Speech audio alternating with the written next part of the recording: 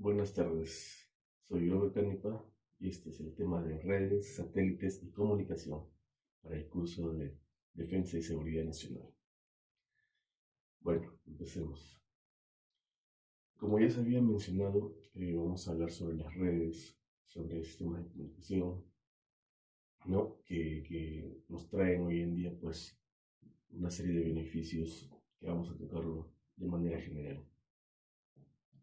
Por ejemplo, las redes marítimas y los satélites de comunicación. ¿Qué es? ¿Qué se nos viene a la mente cuando nos imaginamos o cuando escuchamos esas palabras, ¿no? Cuando pensamos en Internet, la mayoría cree que todo viaja por el aire y no es así, no es así.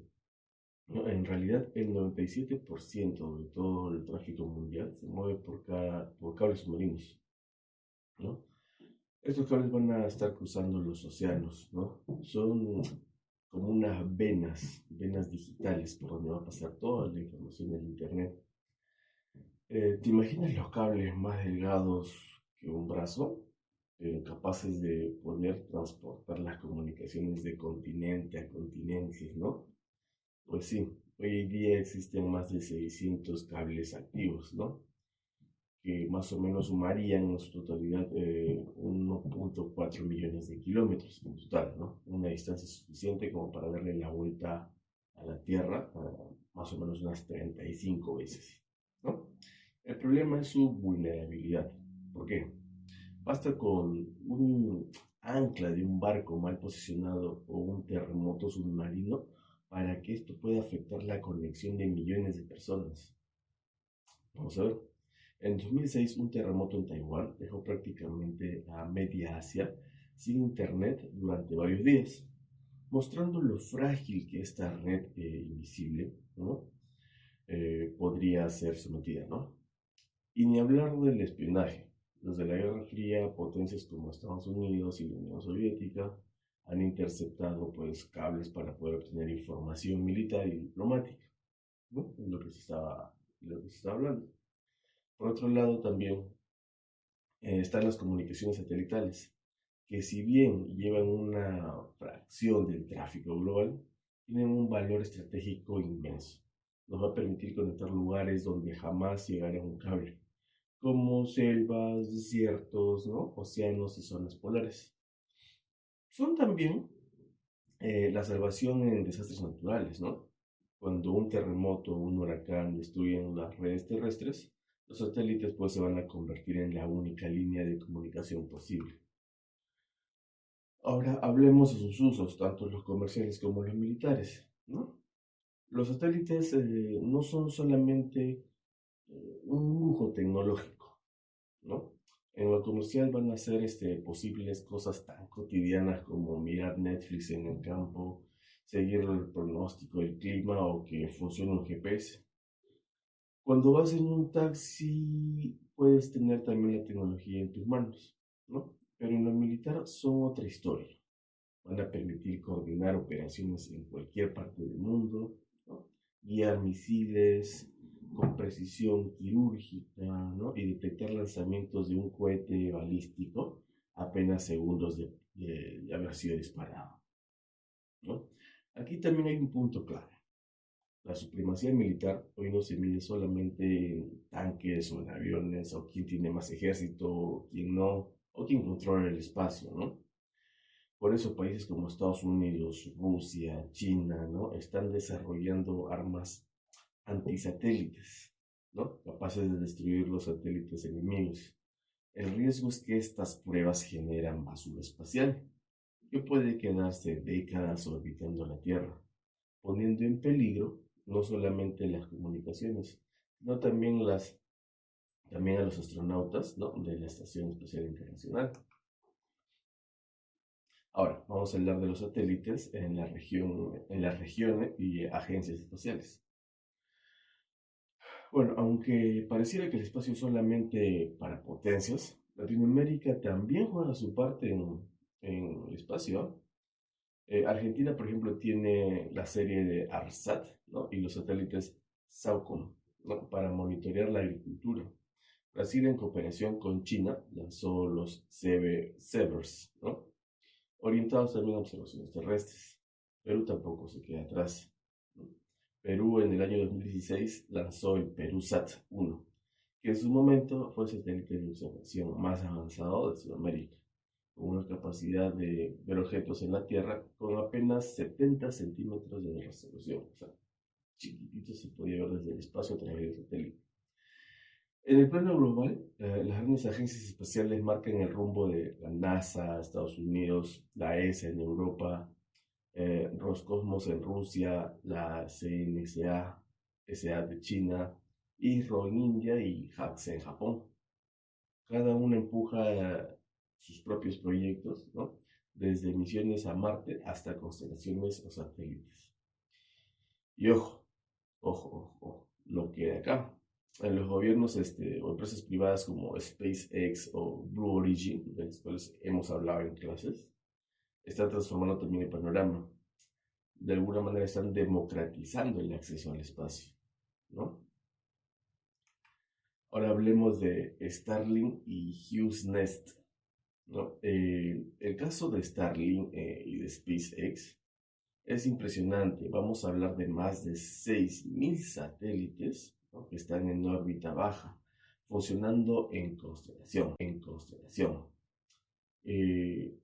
Ahora nos hacemos la pregunta, ¿el resultado?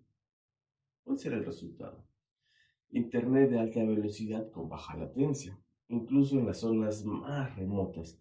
Pero, ¿qué hacemos con esta idea? ¿No? ¿Qué vamos a hacer? ¿Qué es lo que nos va a llevar a esta idea de poner satélites en constelación? Starlink fue fundamentalmente creada en Ucrania, ¿no? Fue usada, mejor dicho, en Ucrania, en la guerra con Rusia, manteniendo la comunicación del país cuando su infraestructura fue, pues, fue terreno blanco de los ataques, ¿no? En contraste, HughesNet va a representar el modelo más tradicional, satélites geoestacionarios a 35.000 kilómetros de altura, que nos va a brindar internet en zonas rurales, ¿no? Aunque con la desventaja de una latencia un poco más alta, es decir, vamos a tener lo que mayormente se conoce coloquialmente como lag, ¿no? O sea, vamos a tener internet en medio de la selva, pero con cierto retraso, ¿no? Que no lo hace ideal para videollamadas o juegos online, ¿no? Pues quien busca jugar en medio de la selva.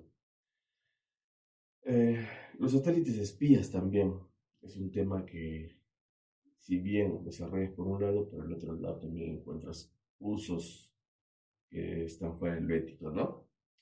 Bueno, aquí viene lo más intrigante. Los satélites espías oficialmente casi ningún gobierno reconoce que tiene satélites espías, ¿no? No le reconoce abiertamente qué hacen, pero se sabe que pueden observar objetos tan pequeños como un balón de fútbol desde 500 kilómetros de altura. Además, no solamente miran, sino también interceptan comunicaciones, detectan radares, ¿no? Y hasta escuchan transmisiones militares, ¿no? Un ejemplo histórico fue el programa Corona de Estados Unidos, en los que en los años 60, ¿no? Sus satélites usaban rollos de películas fotográficas que regresaban a la Tierra en cápsulas, ¿no? ¿Cómo recuperaban toda esa información? Pues los atrapaban en el aire con aviones especialmente diseñados o preparados como de película, de ciencia ficción, ¿no? Echan